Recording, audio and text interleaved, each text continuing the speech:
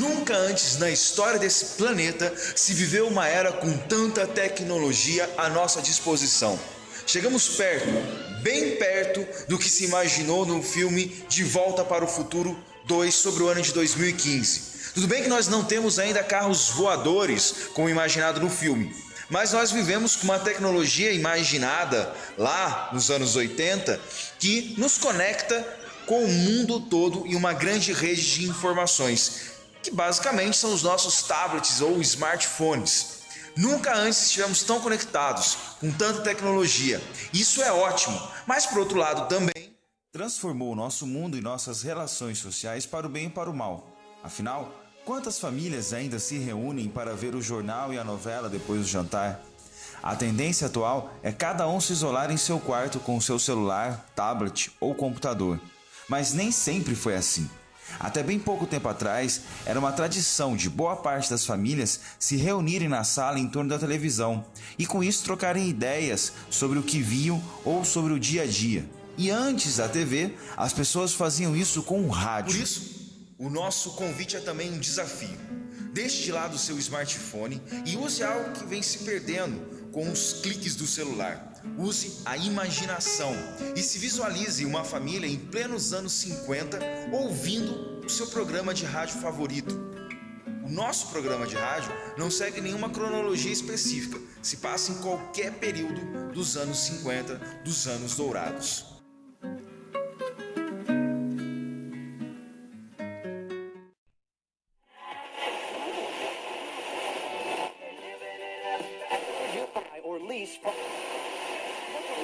In the morning. Senhoras e senhores, aqui fala o seu repórteraço. Aqui fala o seu repórteraço, testemunha ocular da história. com azul. Brasil. Vargas ganha a presidência da República. Após a disputada e acirrada corrida para ver quem ganha a presidência do Brasil, é emitido hoje, no dia 3 de novembro dos anos 50, que Getúlio volta para o poder. Segundo a contagem de votos, foi que 8.254.989 pessoas compareceram às urnas e que, com uma vitória maiúscula, Vargas ganhou com 48,7% dos votos, enquanto Eduardo Gomes fica com 29,6% e Cristiano Machado com 21% dos votos, em um distante terceiro lugar. Mesmo com as fórmulas Jobim e Mineira, que praticava a ideia de união nacional, um candidato único, não deram certo, fez com que o povo se voltasse para o famoso populismo de Vargas, que, mais uma vez, mostra sua grande resistência, sendo muito elogiado pelo jeito que se sustentou sem apoio de nenhum partido. Podemos assim dizer que Vargas apoiou Vargas, que só depois firmou um acordo com Adhemar Barros em 8 de junho e assim recebeu o apoio de PTB. Acabou que Getúlio recebeu votos até de pessoas que torciam para o partido contra, ao verem o quão bom será o que Getúlio promete chamar de anos dourados. Uma das maiores forças que Getúlio está enfrentando após essa notícia triunfante é que a UDN, União Democrática Nacional, com base numa leitura tendenciosa da Constituição, tenta impugnar a posse, afirmando que nem Vargas e Café Filho teve a maioria absoluta dos votos. E você, querido cidadão brasileiro, no que acredita, no que irá defender com garras e dentes? Com isso, encerramos nosso programa Hora da Notícia. Tenha uma boa noite. Boa noite. Começa agora o Radiolítica. Nessa última quarta-feira, Getúlio Vargas anunciou que a Copa será no Brasil. Os jovens comunistas fizeram manifestações contra essa decisão. Eles começaram a manifestar em meio às ruas, mas os fios de seus alto-falantes foram cortados, já que estavam falando contra o governo e apoiaram um rival.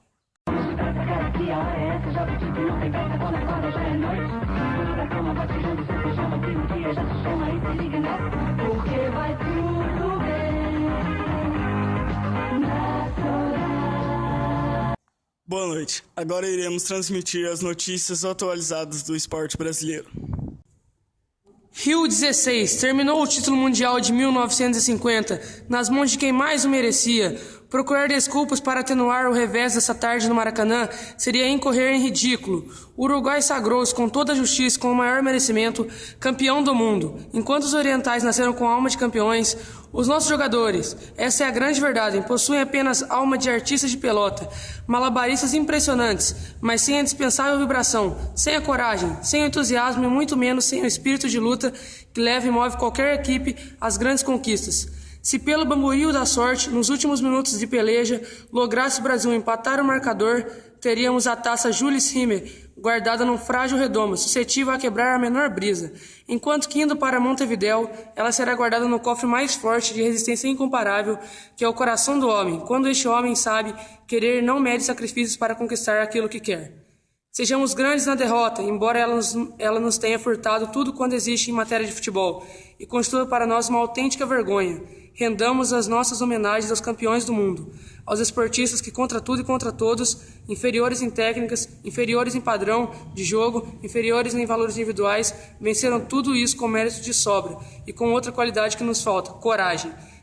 É preferível confessarmos pusilâmines do que tentar enlamear com desculpas esfarrapadas uma vitória vibrante.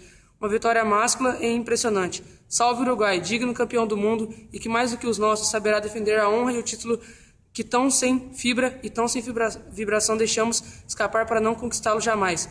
A não ser que os nossos deixem de jogar tanto e passem a ter um pouco mais de sangue.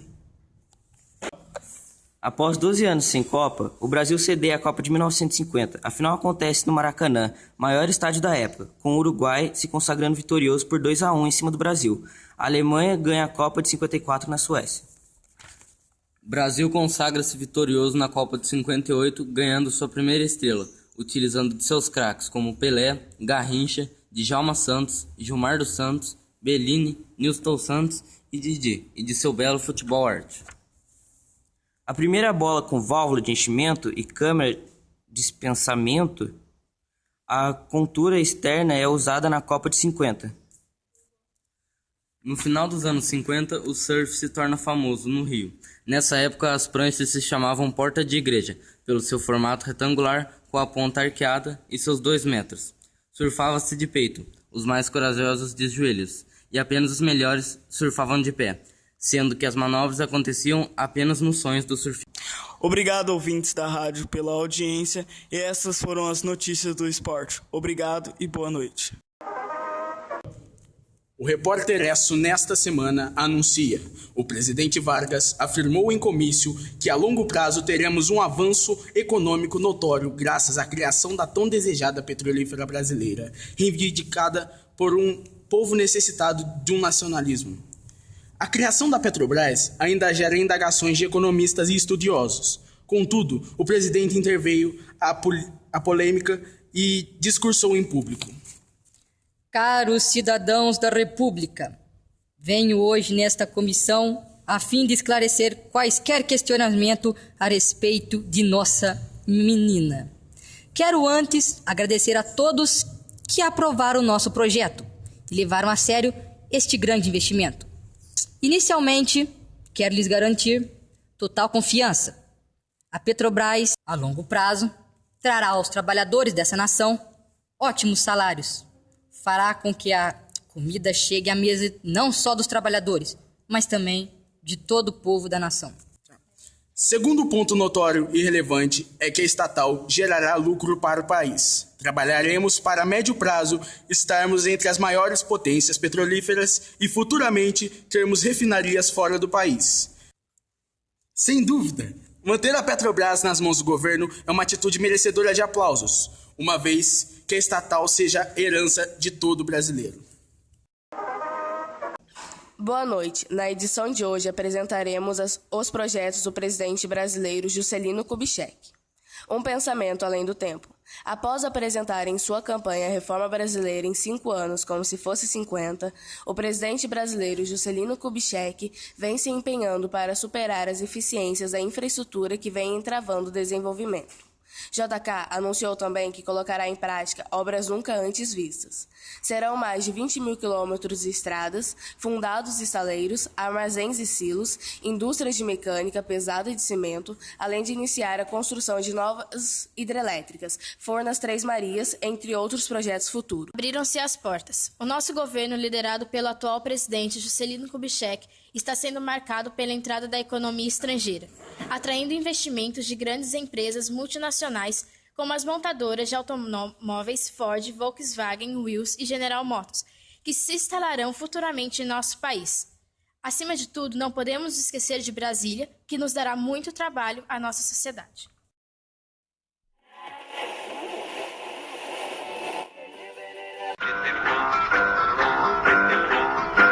Na sua casa tem barata, não vou lá. Na sua casa tem mosquito, não vou lá. Na sua casa tem pulga, não vou lá. Peço licença pra mandar tetepom no meu lugar.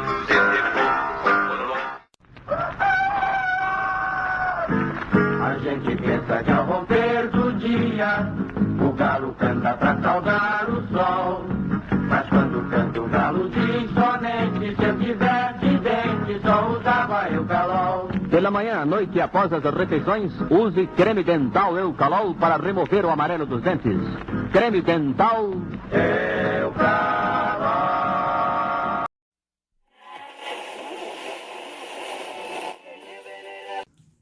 Canção política fez história na música popular brasileira. Em 1956, foi feita pelo compositor Alberto Ribeiro, parceiro constante de João de Barro, mais conhecido como o Braguinha, em que interpretou 16 músicas de sua autoria, todas de cunho social. Ainda pode ser ressaltado como uma música que fez grande história e muita importância, O Retrato do Velho, uma marcha carnavalesca de Haroldo Lobo e Marino Pinto, gravada por Francisco Alves. A música embalou o retorno de Getúlio Vargas ao poder em 1950 e sua letra diz: bota o retrato do velho outra vez, bota no mesmo lugar. Bota o retrato do velho outra vez, bota no mesmo lugar. O sorriso do velhinho faz a gente trabalhar. O sorriso do velhinho faz a gente trabalhar. Oh! Bota o retrato do velho outra vez, bota no mesmo lugar. Bota o retrato do velho outra vez, bota no mesmo lugar. O sorriso do velhinho faz a gente trabalhar. O sorriso do velhinho faz a gente trabalhar. 13 de outubro de 1956. Nesse dia, Elvis Presley estava em Houston para a sua segunda vez naquele ano que precede os locais menores, como Hold On Club de Cook, para fazer 2 shows em Sam Houston Coliseu, um lugar que oferece 9.000 vagas.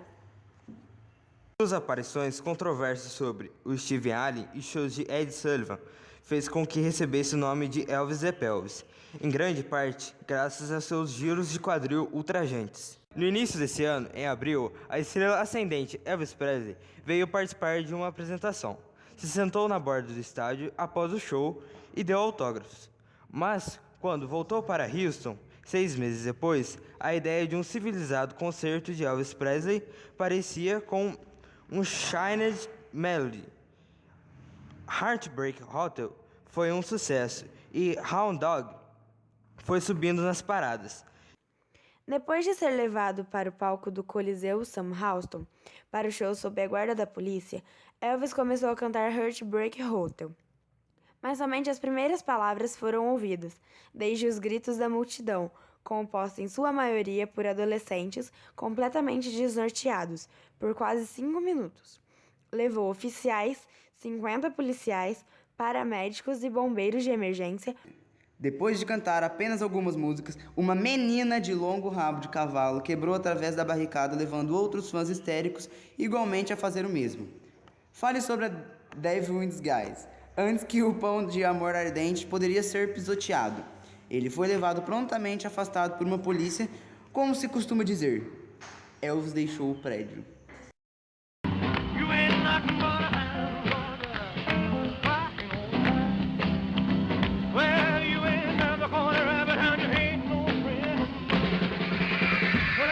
You was high class. Well, that's alive.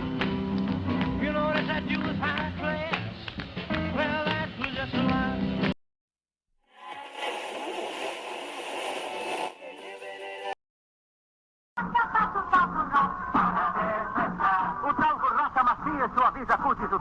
passa é beleza, conforto e bem-estar.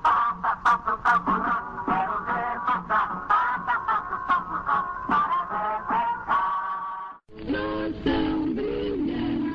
O tempo passa e os seus cabelos ficam.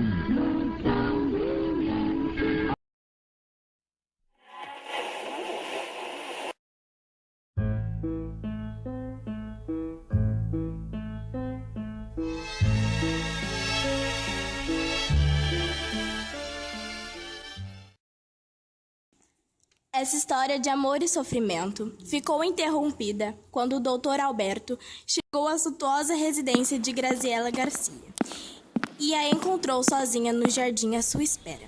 Graziela lhe disse que ele era o único convidado e Alberto lamentou a ausência de Isabel Cristina. Por que sente tanta falta assim de Isabel Cristina? Porque confesso que sua amiga é uma criatura adorável, maravilhosa. Vamos entrar, Albertinho, vamos entrar, para ver se eu consigo preencher a falta que Isabel Cristina te faz. Oh, por favor, Graziela. Também sei ser adorável, maravilhosa, Albertinho, vamos? Vamos.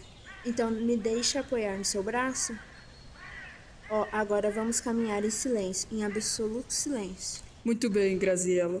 Em silêncio, Albertinho. E em silêncio, caminharam lentamente pelo jardim debaixo de um dossel de astros, atapetados de prata pela luz da lua, que se infiltravam perante os ramos das árvores, também silenciosos. O ambiente estava saturado de fragrâncias e Graziela, apoiada no braço de Dr. Alberto, era toda contente, no suave desprendimento de sua provocante beleza.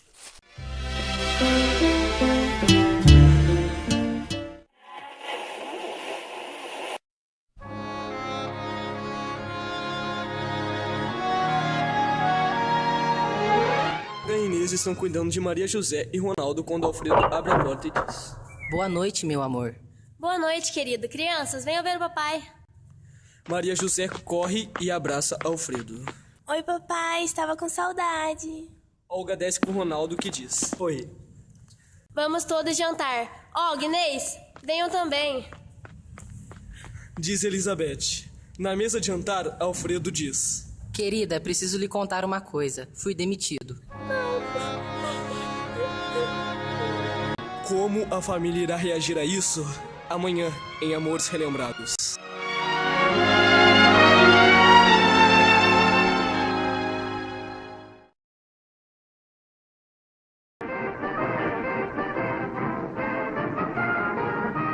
Nós somos as cantoras do rádio, levamos a vida a cantar.